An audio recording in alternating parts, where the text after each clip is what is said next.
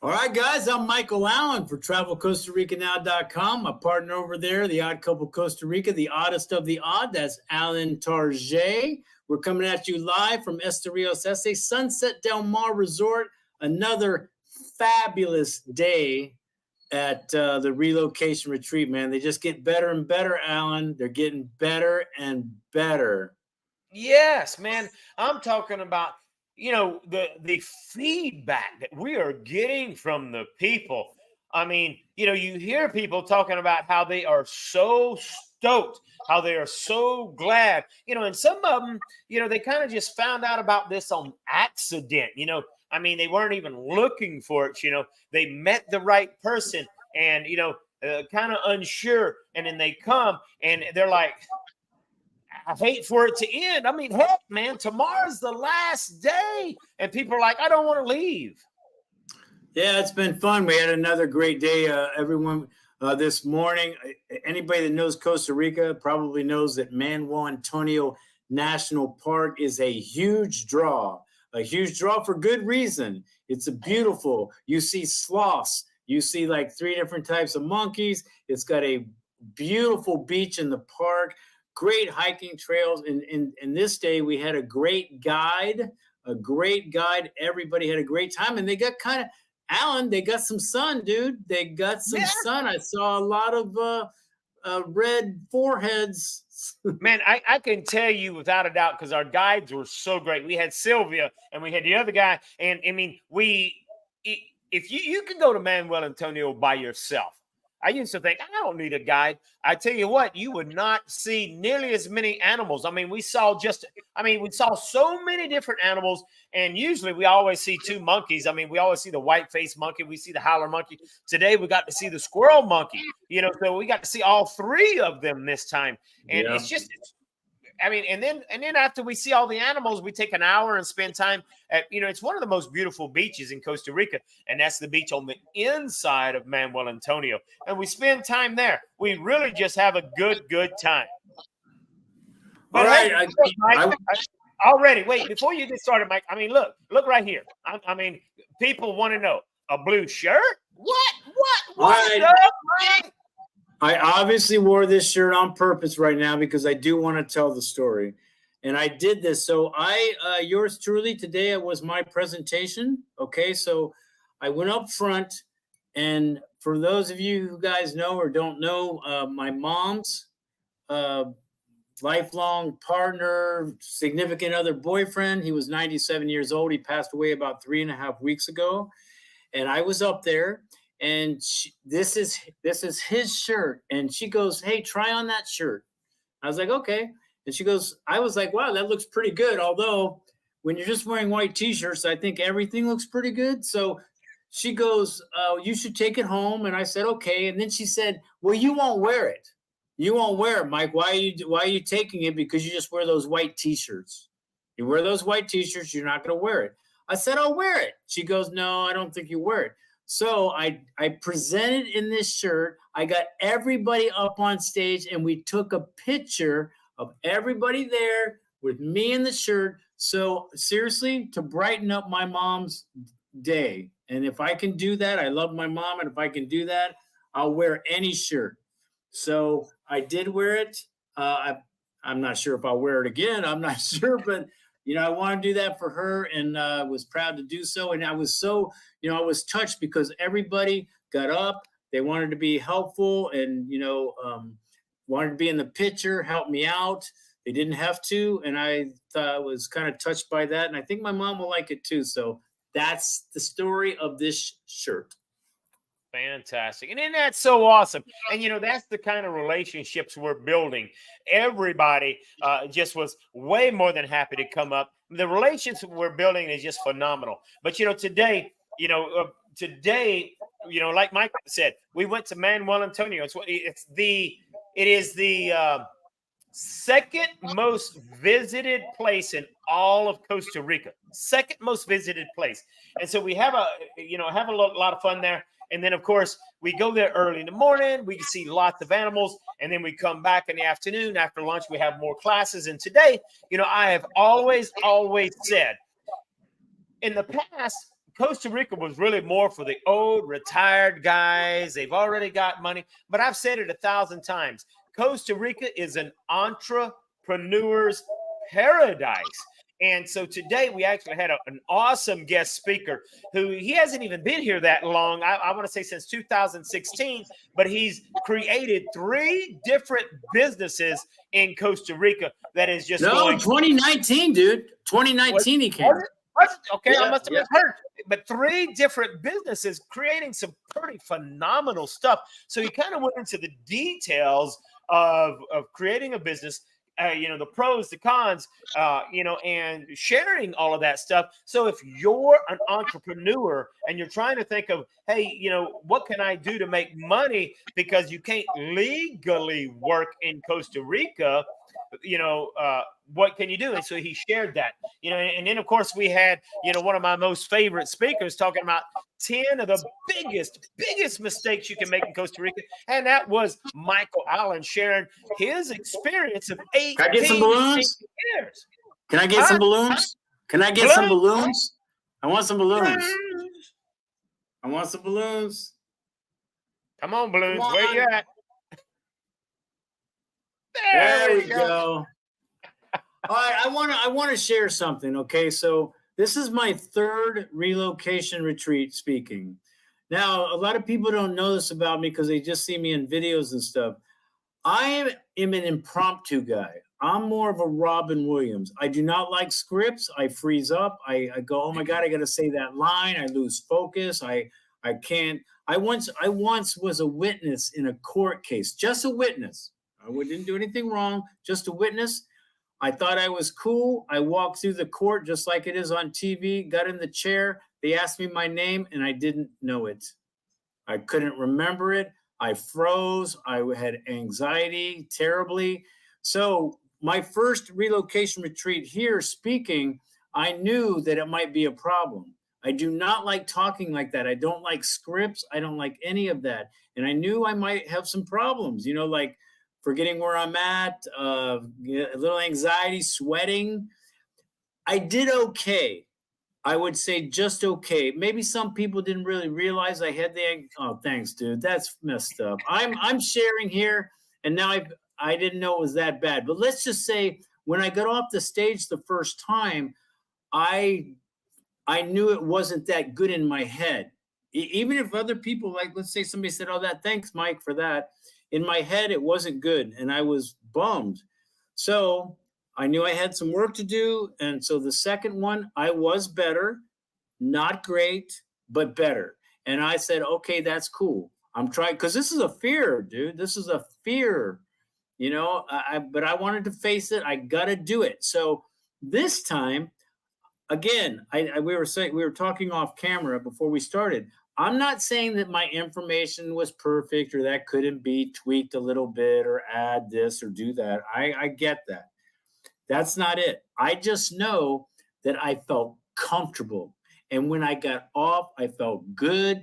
I felt I did the best I could. I got some decent feed. No, seriously, when you're trying to do something that's difficult for you, I was really happy with myself. I got to say, I felt like I conquered a little bit of a mini dragon.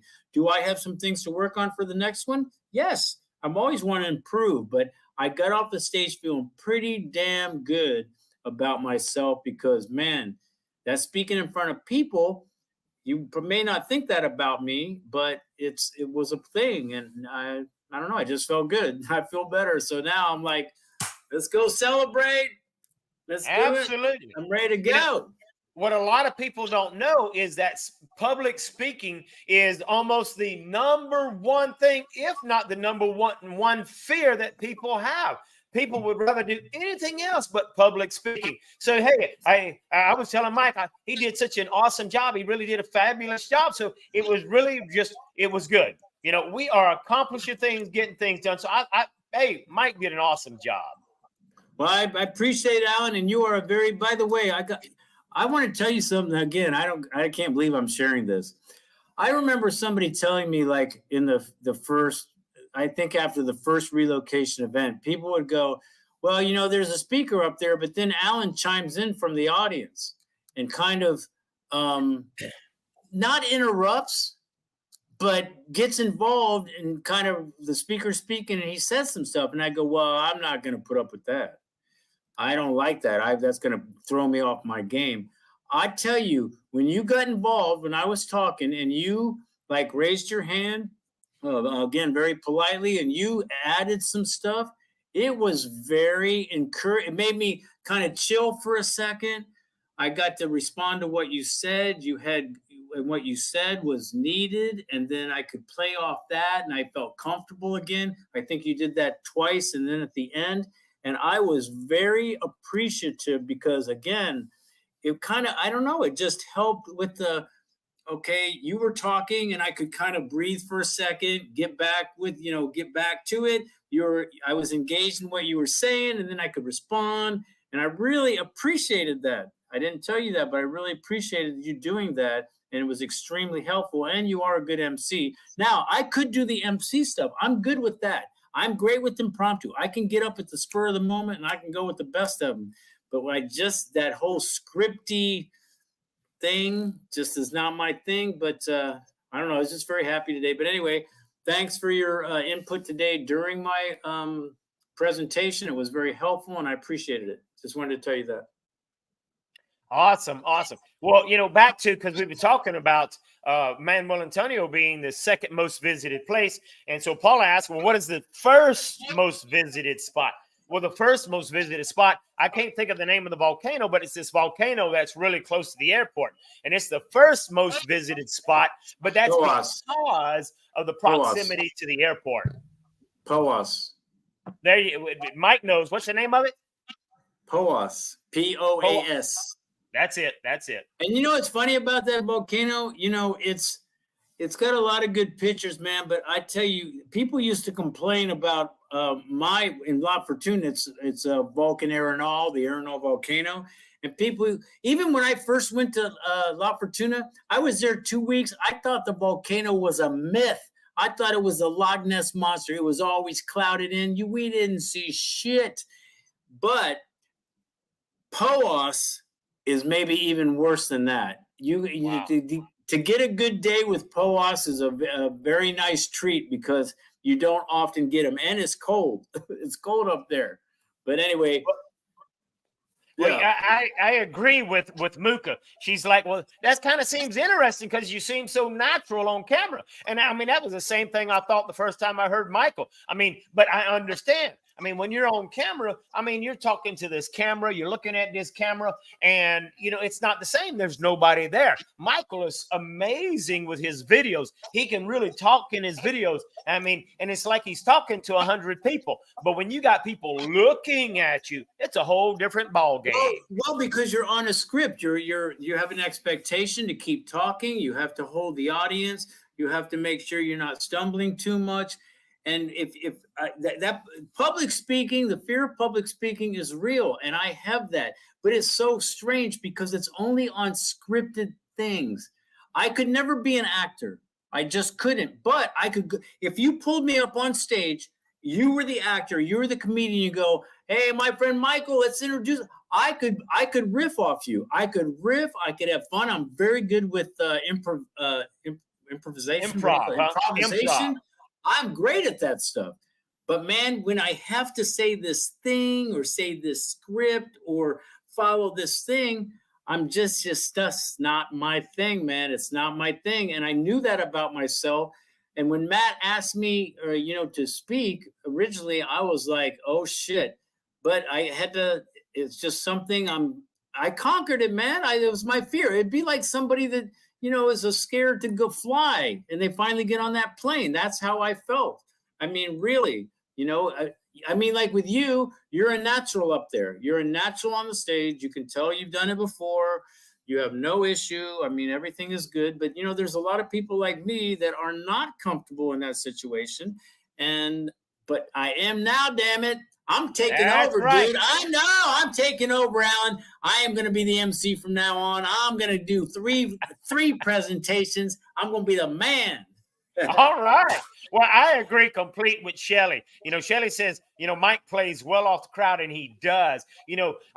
I'm all over the place, and I'm running stuff, and I'm making sure everyone's on time. Mike, he's got an important aspect because he's sitting back, and people are going, and you don't have to go to every single thing. You can go to what some things you're not interested in. And so Mike plays well off the crowd. I'm talking about every time we are eating and talking, he is cutting up. He says some of the stuff that is just, game on.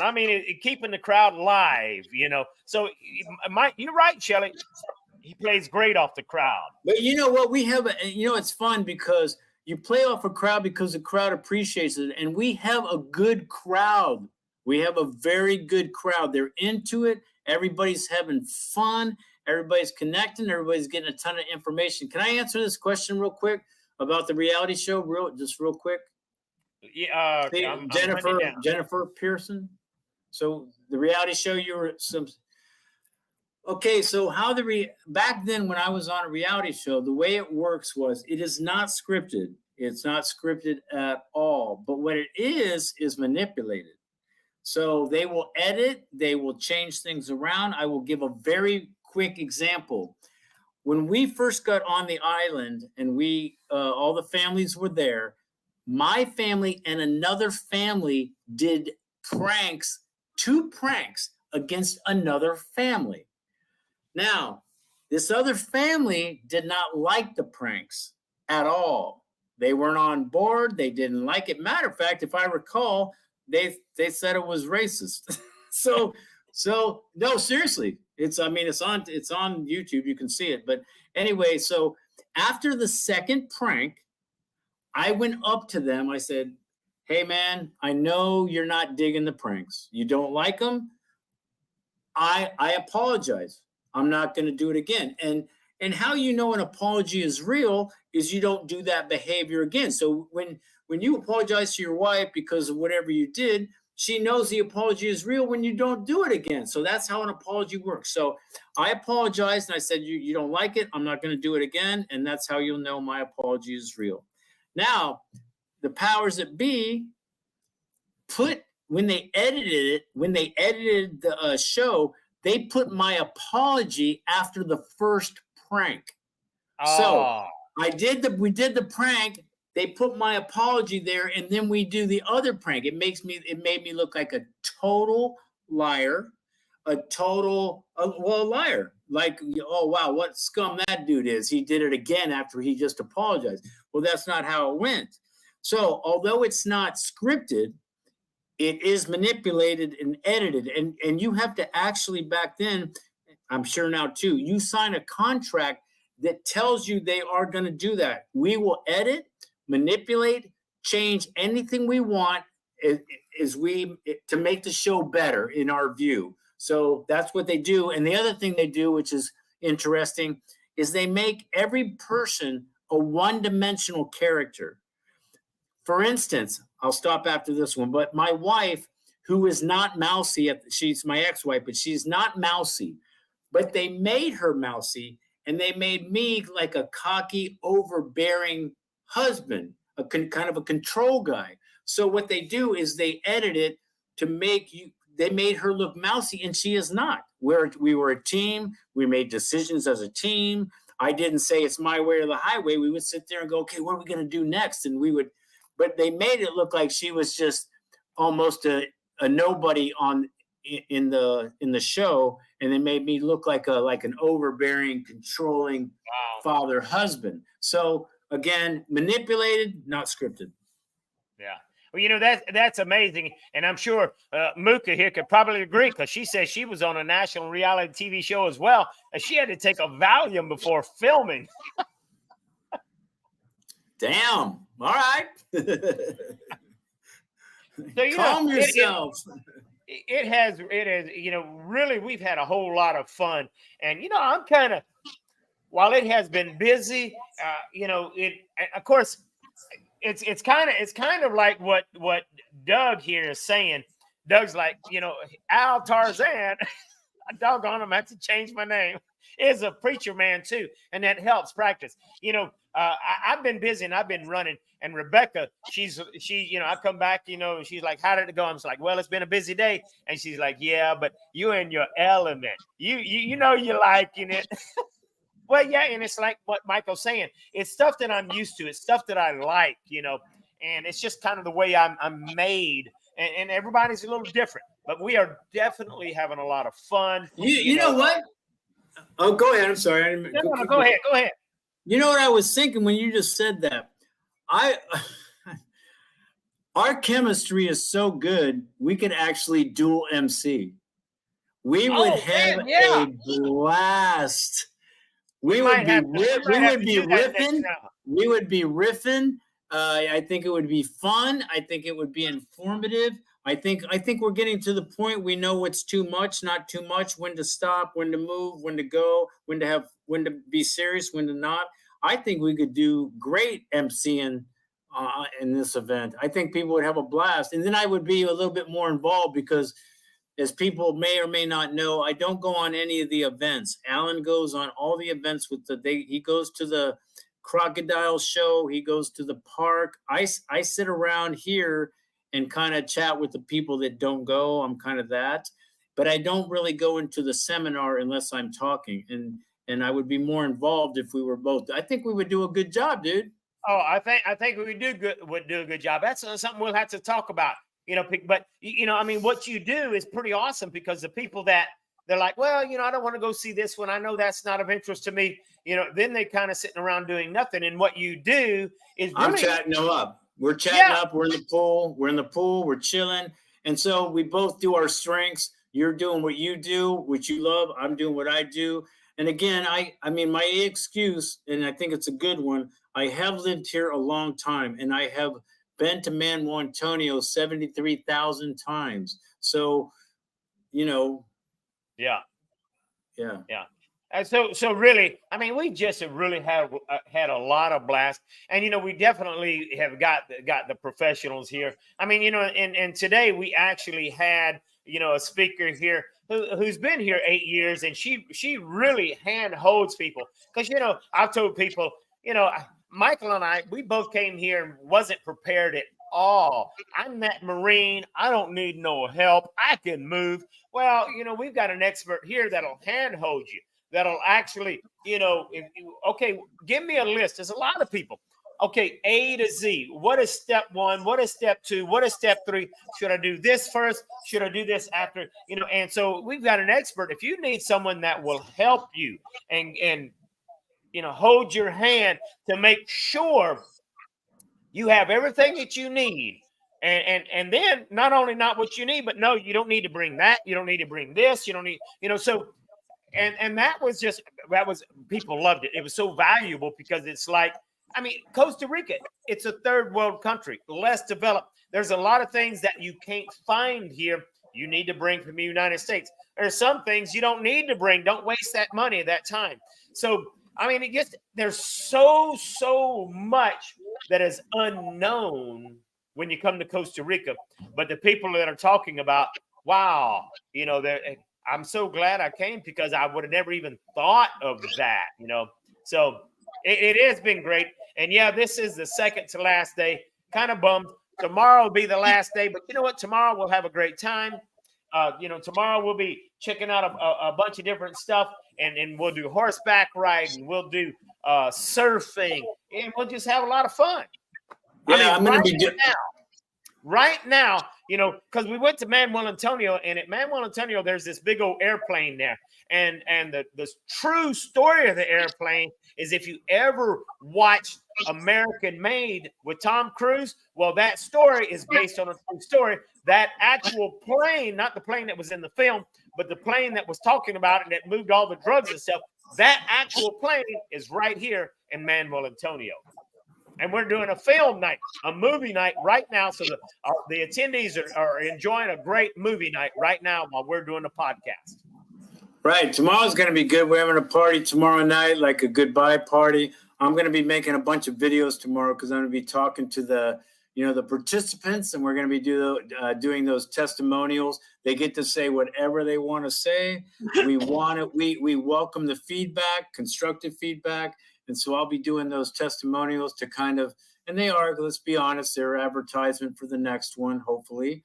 And I think I really do believe, I'm going to keep saying this so I can say that I said it a long time ago, and I'm the Nostradamus. I really believe that these are going to be a thing. I think they're going to be popular. I think we're going to probably be doing them about once every 2 months, if I'm right. Maybe not right away, but soon. If this is any indication, I think we're headed in the right direction. People like it. And I think there's going to be more of these rather than less of these. And I'm excited about it because I love coming down here and I love talking to the people that come. I love hanging out. And I think I'm going to be doing more of that in the near future. Yeah, you're absolutely right. Michael's prediction is spot on. We're just getting too much amazing feedback. So really, just pretty awesome. We're excited. I don't think it's, unfortunately, somebody's saying maca. Is that how you say that? Maca? I don't know, but I don't think it's going to be, if I had to guess, I'm thinking it's probably going to be more, maybe not the total beginning, but more in the beginning of March than the end, because we've already discussed maybe late February. So I'd be surprised if it's at the end of March. Not saying it's not going to be, but I'd be surprised because it's only the early part of November, December, January, February. You got 3 months, and it's after Christmas. There'll be plenty of time to get your Christmas tree down and make arrangements for an early March. It's a perfect time. It's going to be nice. It's going to be nice weather. Although, Alan, I know they talk about that rainy season, and yes, we've had rain, but we have had some beautiful weather too. Beautiful weather. Matter of fact, for you guys listening, I will be putting up a video tomorrow morning. I just walk around. It's not a big thing. I walk around this Sunset Del Mar. I actually filmed it yesterday. Beautiful weather. You're going to see it, man. It's just so beautiful. But we've had good weather, man, for the most part, for rainy season. Hey, check out what Michelle says here, because this is so powerful. She says, well, this event would be helpful for people who have lived there a short time as also. Well, absolutely. We got two guys that are here today, a father and son who they've been here for 2 years already. And I was talking to him, and he's like, and I'm like, you've been here 2 years. And he looks at me and he says, yeah, I know you're going to ask why I'm here. He says, but you know what? I realized I don't know enough stuff. I'm learning more. So he's been here 2 years, and he understands that by being here, talking to the experts, he's going to get more valuable information. So you're right, Michelle. You're spot on. This is helpful for people that's already there. Well, I can tell you, I got two things to say because my boy Eduardo Diaz, I'm gonna say something about what he just said. But the first thing is, I remember me and my part, D'Angelo, being here 2 years. We didn't know shit. So I totally understand David's viewpoint of like, hey, maybe we could pick up some stuff. And he does. I've talked to him. He knows a lot of stuff already. Now, Eduardo, I am in total agreement with you, because if my friend Alan Target says that Costa Rica is a third world country one more time, I'm going to jump off this screen over to him and smack him down, because I don't agree that it's third world. I don't. And so let me explain. What do you have to say about that, Alan? Come on, speak. All right, it's a developing country. So yes, it is a less developed country, but I want you to understand why I say this, because when you understand why I say this, then I believe you're going to 100% agree. You see, I'm trying to help as many people as possible who are interested in coming to Costa Rica. So I'm an internet guru. When people are going to Google, when they're going to YouTube, when they're typing in and they're trying to find information about Costa Rica, not a single one will type in, is Costa Rica a less developed country? No, they're all typing in, is Costa Rica a third world country? So I explained to them, and I'm talking to them about this third world country. So see, just me saying it's a third world country people that will actually type that in, they will hear it.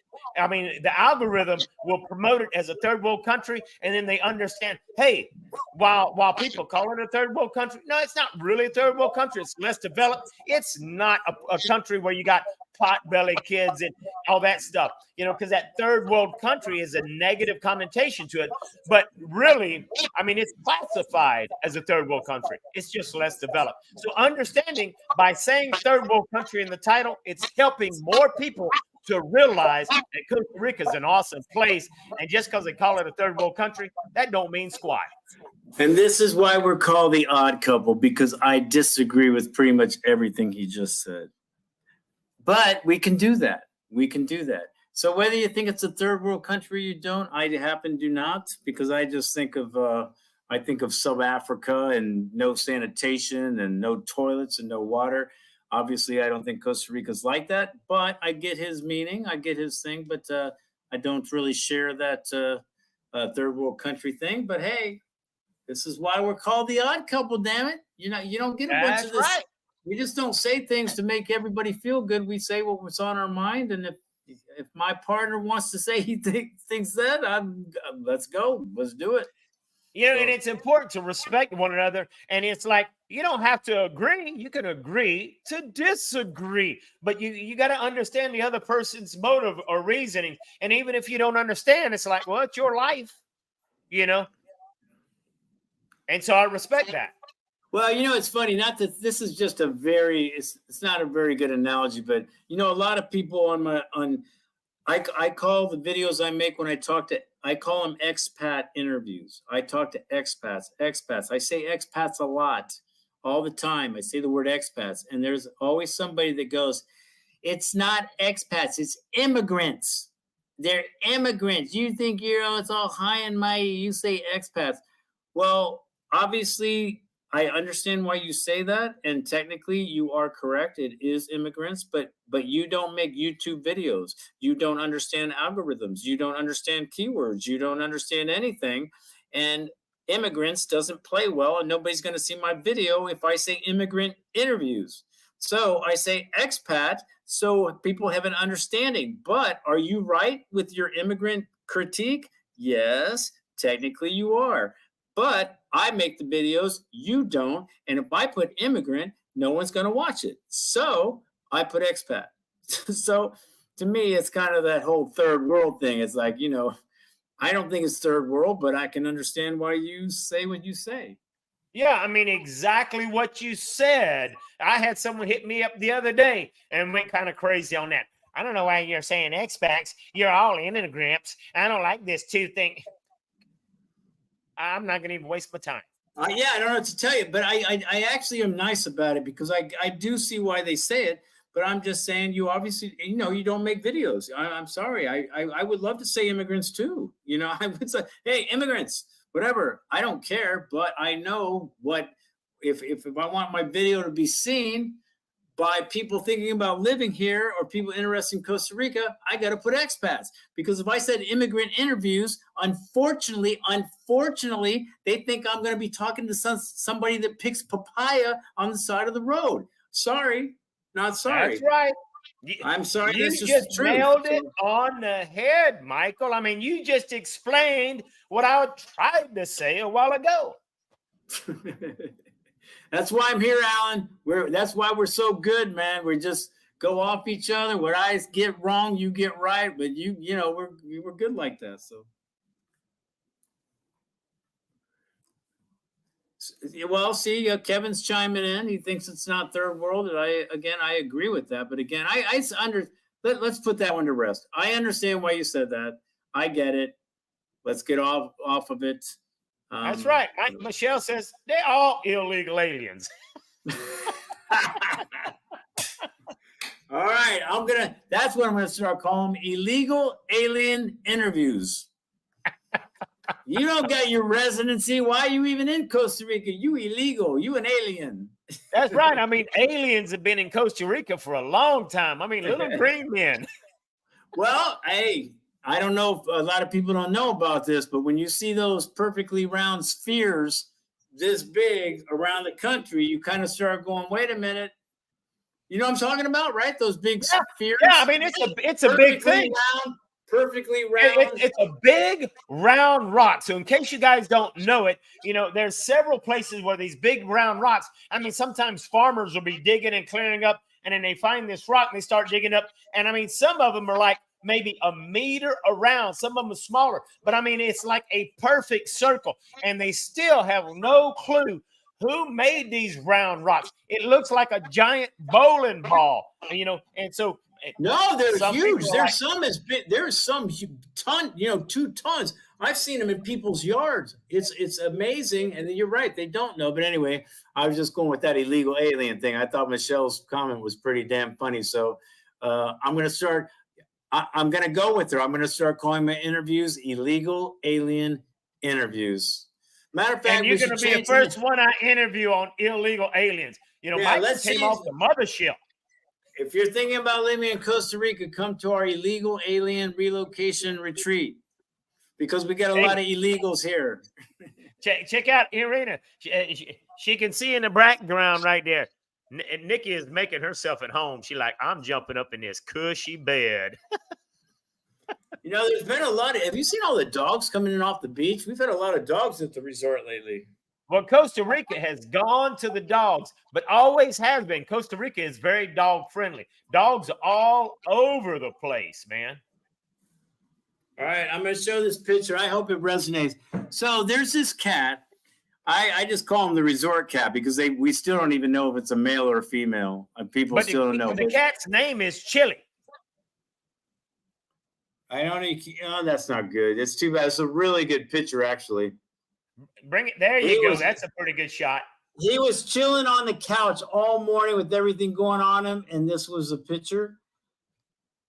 This cat's got the life, though, man. It's got the life.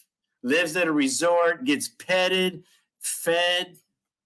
Do we know its name? Do we know the name? Chili. Chili is his name. Oh, really? Chili. For real? For real. I did not know that. That's very interesting. Yeah, right. and look, I often say, because I've got a cat and it's pretty much like that now, and I often say, dang, it's hard to be a gringo cat in Costa Rica. Yeah, yep. Do you like cats or dogs better?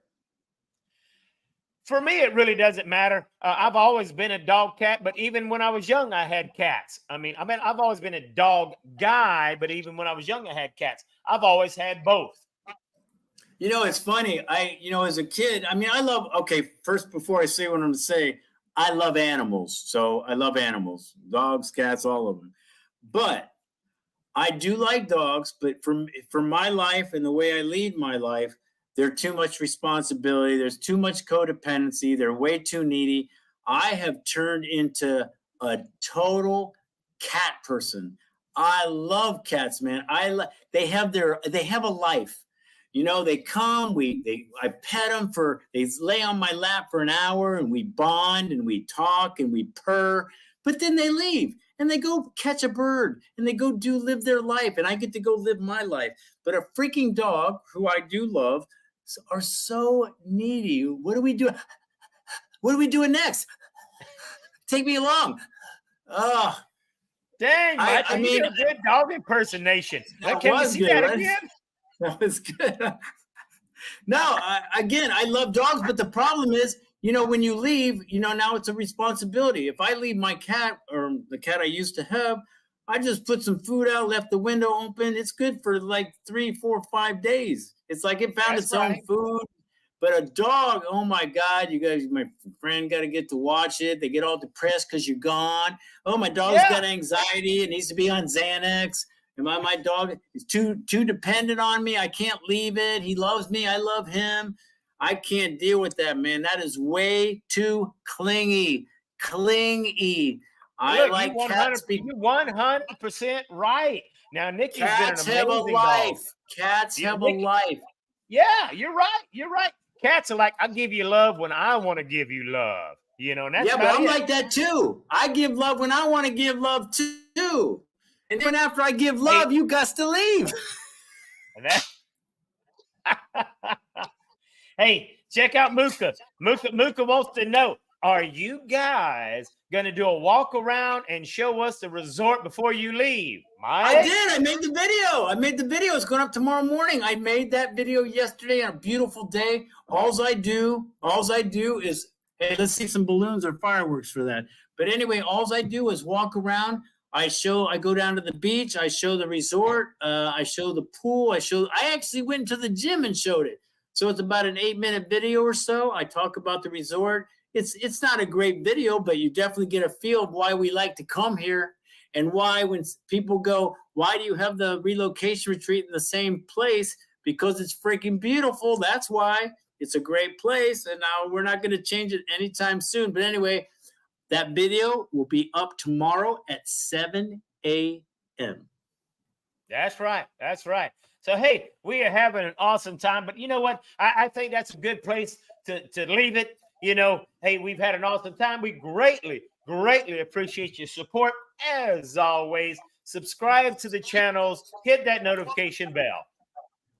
Hey, guys, we'll see you tomorrow night. We got a party, a going away party, but we will be live again at 8 o'clock tomorrow for some more Odd Couple Costa Rica with some shenanigans and some jokes and goings on and all that good stuff. I am Michael Allen for TravelCostaRicaNow.com. I'm part of the Odd Couple Costa Rica, and my partner, Alan Target from Living in Costa Rica. See you tomorrow.